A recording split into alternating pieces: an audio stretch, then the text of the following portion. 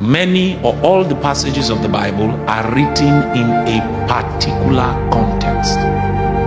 And if you are not careful, if you are not a diligent Bible student, if you uproot a scripture out of context, then you can make it say whatever you want it to say.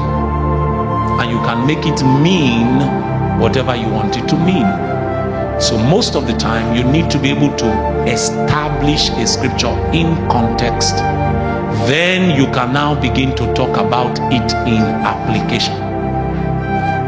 If you are going to apply a scripture to your life, to your spiritual journey, you first of all need to understand the context in which it was written. Sometimes to understand context of a verse or of a chapter, you might need to go back to pre-text.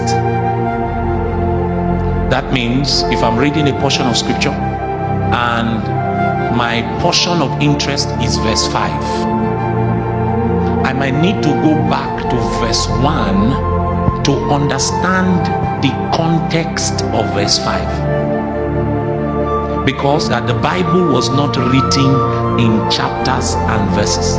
The Bible is a prose. So sometimes when you are in chapter 3, you need to go as far back as chapter 1 to understand what is happening in chapter 3.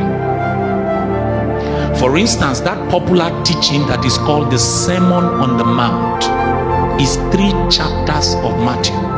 It begins in chapter 5 and ends at the end of chapter 7. So there is 5, there is 6, and there is 7. So if you jump into chapter 7 and want to establish something in chapter 7, there's a possibility that you'll be erroneous, or there's a possibility that you'll be ambiguous. There's a possibility that you will be wanting to read your own meaning into the text and distort the spirit of what it is that Jesus was trying to communicate if you don't go back to Matthew chapter 5 and verse 1.